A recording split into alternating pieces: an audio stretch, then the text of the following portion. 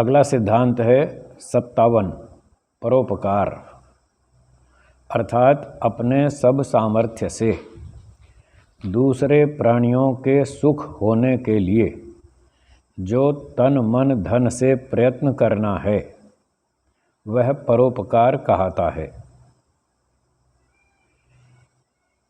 तो परोपकार बहुत प्रचलित शब्द है, सरल भी है, लोग जानते भी हैं। परोपकार दूसरे का भला करना। तो इसको थोड़ा व्यवस्थित शब्दों में महर्षि दयानंद जी ने प्रस्तुत कर दिया। परोपकार अर्थात अपने सब सामर्थ्य से दूसरे प्राणियों के सुख होने के लिए, हमसे जो भिन्न प्राणी हैं, मनुष्य भी हैं, पशु पक्षी भी हैं, गाय है, घोड़ा है, बकरी है, कुत्ते हैं, आदि आदि अन्य प्राणियों के लिए भी और मनुष्यों के लिए भी। कोई गरीब है, रोगी है, कोई विकलांग है, कोई दुखी है, परेशान है, चिंता है, तनाव में है, ऐसे जो दूसरे लोग दुखी परेशान हैं अथवा उनके पास साधन कम हैं, हम दूसरों का दुख दूर करने के लिए और उनका सुख बढ़ाने के लिए जो तन मन धन से प्रयत्न करना है वह परोपकार कहलाता है। तो मनुष्य को अपना तन मन धन तीनों प्रकार से दूसरों का दुख दूर करना चाहिए। तो इस प्रकार की जो क्रिया की जाती है, दूसरे का दुख दूर करना और उसका सुख बढ़ाना, इसमें दोनों चीज़ें सम्मिलित हैं,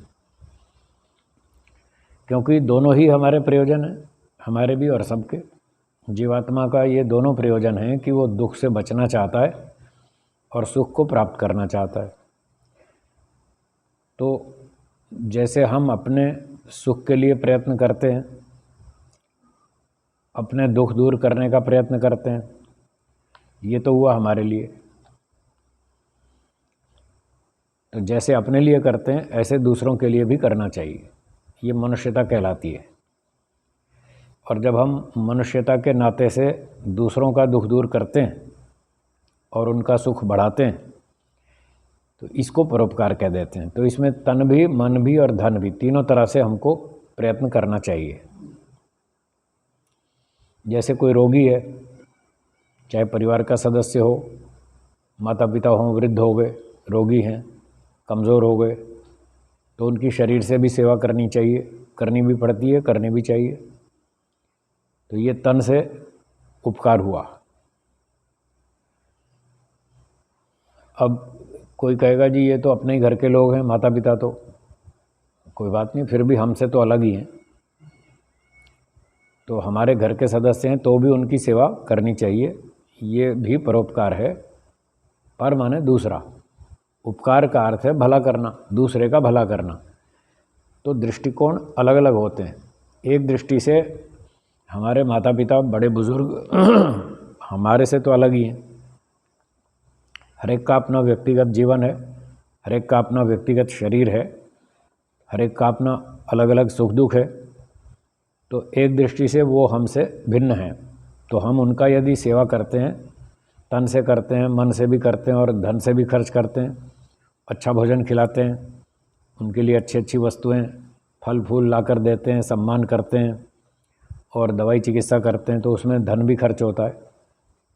तो तन मन धन से तीनों तरह से यदि हम उनका दुख कम करते हैं और सुख बढ़ाते हैं तो इसका नाम परोपकार है। अब अलग दृष्टिकोण से देखें तो अपने परिवार से बाहर के लोग, फिर आगे रिश्तेदार, चाचा मामा बुआ मौसी, तो वो हमसे तो, परिवार के सदस्यों से तो कुछ दूर हैं, रोज़ हमारे साथ नहीं रहते और ज़्यादा निकट संबंध भी नहीं है, थोड़ा दूर हो जाता है। फिर भी वो भी हमारे रिश्ते में आते हैं तो कुछ ना कुछ उनसे भी राग होता ही है। तो सबसे पहले व्यक्ति अपने लिए करता है, फिर अपने परिवार के सदस्यों के लिए करता है, उनकी पूर्ति हो जाए तो फिर रिश्तेदारों को देखता है, उनकी भी सहायता करता रहता है तन मन धन से। तो कोई चाचा है, मामा है, बुआ है, मौसी है, वो आर्थिक स्थिति से कमज़ोर हैं और परेशानी में हैं, तो वो हमसे सहायता मांगते हैं, भाई आपके पास संपत्ति अच्छी है, हम थोड़ा मुसीबत में इस समय, तो हमारी थोड़ी मदद करो, सहायता करो। तो उनको भी हम आर्थिक सहयोग कर देते हैं, या जो भी करते हैं। कोई चाचा मामा रोगी हो गया तो जाके शरीर से भी सेवा कर सकते हैं, धन से भी कर सकते हैं, सब प्रकार से तन मन धन से उनका सहयोग करना, उनका सुख बढ़ाना, दुख दूर करना, ये सारा परोपकार कहलाता है। तो पहला स्टेप हुआ अपने परिवार के सदस्यों का भला करना। दूसरा स्टेप हुआ अपने रिश्तेदारों का भला करना, उनके दुख दूर करना, ये परोपकार हुआ। फिर तीसरा स्टेप हुआ अपने अड़ोसी पड़ोसी, गली मोहल्ले, सोसाइटी वाले, जिनसे कोई सीधा रिश्ता खून का नहीं है, पर क्योंकि हमारी गली मोहल्ले में रहते हैं, सोसाइटी में रहते हैं, तो एक दूसरी तरह का रिश्ता उनसे हो जाता है, पड़ोसी का। तो उस रिश्ते से भी हम उनकी सेवा करते हैं, उनकी समस्याएं सुलझाते हैं। कोई सोसाइटी में एक बच्चा है, थोड़ा पढ़ने में कमज़ोर है, और मान लो एक व्यक्ति है, उसको मैथ्स का अच्छा टीचर है, वो कमज़ोर बच्चा थोड़ा गरीब है, फीस कम भर सकता है, नहीं भर सकता है, स्कूल की फ़ीस भी मुश्किल से भरता है, तो ट्यूशन फीस तो कहाँ से भरेगा। तो वो जो मैथ्स का टीचर है वो कहता है कोई बात नहीं, तुम आओ, मैं तुम्हें पढ़ा दूंगा, फ्री में पढ़ा दूंगा, फीस नहीं लूँगा। तो इस तरह से वो उसकी सहायता करता है बिना पैसा लिए। तो ये परोपकार है। तो ये तीसरा स्टेप हुआ, गली मोहल्ले सोसाइटी वालों का भला करना। और चौथा होगा फिर अपनी सोसाइटी मोहल्ले से बाहर और दूसरी 2 किलोमीटर 5 किलोमीटर दूर कोई लोग हैं, वहाँ पर कोई अस्पताल है, वहाँ कुछ रोगी रहते हैं, कोई अनाथालय है, कोई गौशाला है, ऐसे ऐसे कई संस्थाएं होती हैं जो समाज सेवा करती हैं। वहाँ भी पैसे की ज़रूरत होती है, दान देना पड़ता है, सहयोग करना पड़ता है। संस्थाएं तो दान से ही चलती हैं। तो कोई वहाँ जाकर संस्थाओं में, कोई गौशाला में, कोई अनाथालय में, कोई विधवा आश्रम में, कोई विद्यालय में, कोई अस्पताल में, कोई गुरुकुल में, ऐसे अलग अलग संस्थाओं में जाकर सहयोग कर देते हैं। कुछ लोग वहाँ रोज़ जाते हैं, 1 घंटा ऑफिस में काम भी करते हैं, सेवा भी करते हैं। तो जैसी जिसकी सुविधा हो, अनुकूलता हो, व्यवस्था हो, समय हो, श्रद्धा हो, रुचि हो, उस प्रकार से वो दूसरों का भला करते हैं, दूसरों के लिए सेवा देते हैं। तो ये सारा परोपकार कहलाता है। फिर ऐसे ही हम क्षेत्र बढ़ाते जाएंगे। अभी 2-5 किलोमीटर तक लोगों की सेवा की, फिर और दूर तक भी क्षेत्र बढ़ा देंगे। भाई पूरे नगर में जिसको हमारी सहायता चाहिए हम देंगे। भगवान ने हमको ज़्यादा सुविधाएं दी हैं, संपत्ति दी है, विद्या दी है, बल बुद्धि दिया है, अनुभव दिया है, ज्ञान दिया है, तो जिसको चाहिए आके ले जाओ।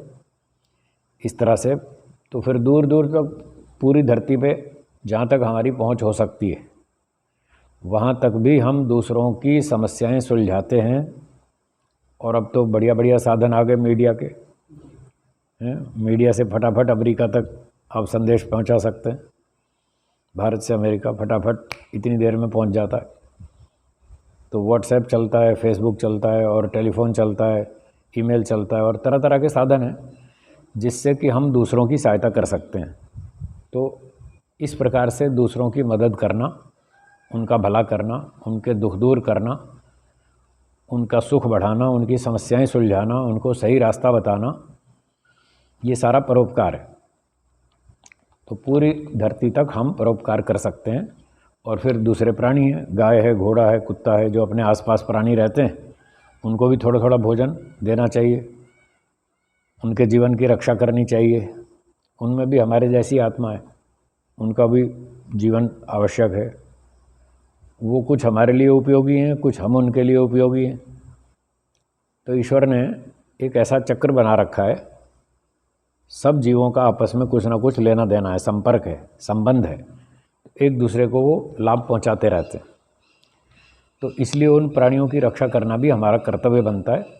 तो उनके भले के लिए भी उनको भोजन चारा देना, रक्षा करना, ये सारा परोपकार कहलाता है।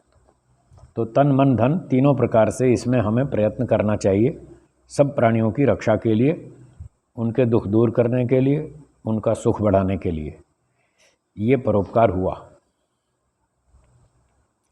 अब अगला सिद्धांत है 58वां, शिष्टाचार, जिसमें शुभ गुणों का ग्रहण और अशुभ गुणों का त्याग किया जाता है वह शिष्टाचार कहलाता है। तो मूल शब्द को देखें, शिष्टाचार। तो इसके दो खंड करेंगे, दो टुकड़े करेंगे, शिष्ट और आचार। शिष्ट का अर्थ होता है शिक्षित। शासु अनुशिष्टौ एक धातु है संस्कृत में। तो जिस पर शासन किया गया है वो है शिष्ट। तो शासन, गुरु जी ने शासन किया है। शासन का अर्थ होता है उपदेश, आदेश, संदेश। तो जिसको गुरु जी ने कुछ संदेश दिया है, कुछ आदेश दिया है, कुछ ज्ञान विज्ञान दिया है, उसको पढ़ाया है, सिखाया है, वो पढ़ा हुआ शिक्षित व्यक्ति, उसका नाम है शिष्ट। और साधारण भाषा में सभ्य भी कह देते हैं, भाई ये बड़ा सभ्य व्यक्ति है, शिष्ट आदमी है, सभ्य व्यक्ति है, शिक्षित है, इसको एजुकेशन दी गई है। अंग्रेजी वाले एजुकेटेड पर्सन कह देते हैं, एजुकेटेड, भाई पढ़ा लिखा है, समझदार है। तो ऐसे शिष्ट व्यक्ति का आचार, आचार मतलब आचरण। तो जो शिष्टों का आचरण है, पढ़े लिखे लोगों का, पढ़े लिखे का मतलब आजकल के पढ़े लिखे नहीं, हाँ स्कूल कॉलेज में कोई एमटेक कर गया, कोई सीए कर गया, आजकल इनको पढ़ा लिखा मानते हैं। ऋषि लोग इनको पढ़ा लिखा नहीं मानते, इनको बोलते हैं अक्षर ज्ञानी। क्या बोलेंगे? इनको अक्षर ज्ञान है। इन्होंने अक्षर तो पढ़ लिए पर शिक्षा तो है ही नहीं इनके पास, सभ्यता कहाँ है। आप एक कॉलेज में चले जाओ, देखो आपकी खिल्ली उड़ाएंगे। कोई कॉलेज में एक धोती कुर्ता पहन के चला जाए, देखना सारे लड़के उसकी खिल्ली उड़ा देंगे। तो ये कोई शिष्टाचार थोड़ी है, ये कोई सभ्यता का लक्षण नहीं है। वो समझते हैं कि हम पैंट बाबू हैं, हमने पैंट पहनी है, जीन्स पहनी है, टी शर्ट पहनी है, चश्मा गॉगल्स लगाया है, हमारे बाल ऐसे हैं, बस हम ही हीरो हैं, हम ही पढ़े लिखे हैं, बाकी सब बेवकूफ़ हैं।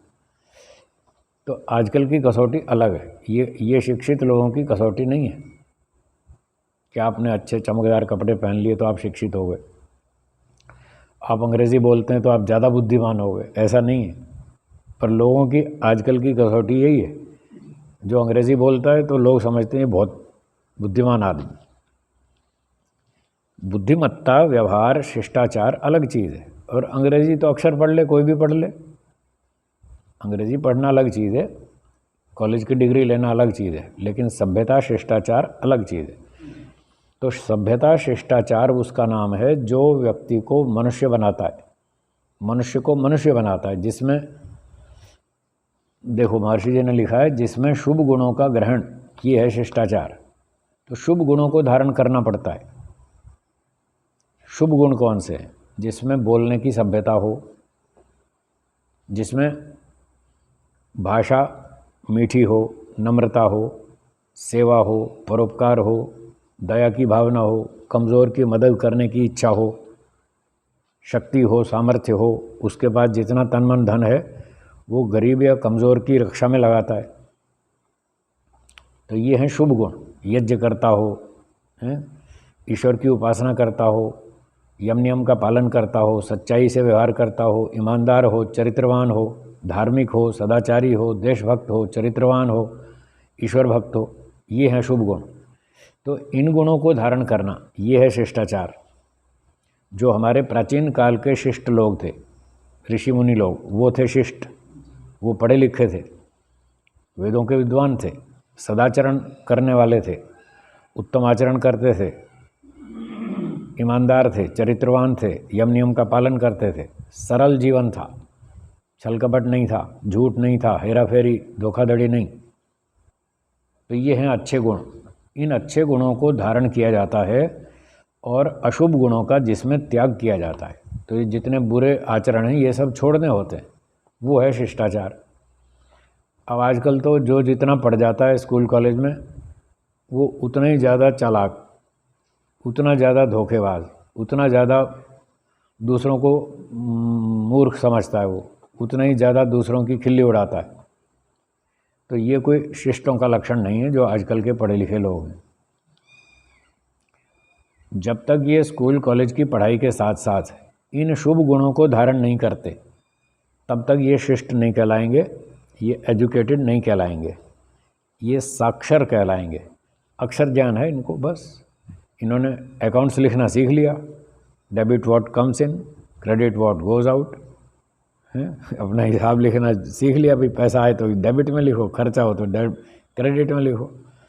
और केमिस्ट्री पढ़ ली, फिजिक्स पढ़ ली, helium, hydrogen, nitrogen, oxygen, silicon, copper, gold, कुछ ये पढ़ लिया, कुछ फिजिक्स पढ़ ली, इलेक्ट्रॉन, प्रोटॉन, न्यूट्रॉन, अक्षर ज्ञान है इनको, पर व्यवहार की सभ्यता नहीं है। तो इसको शिष्टाचार नहीं कहेंगे। जब तक व्यवहार की सभ्यता ना हो, बड़ों का आदर सम्मान ना हो, शालीनता ना हो, तब तक वो शिष्टाचार नहीं कहलाता।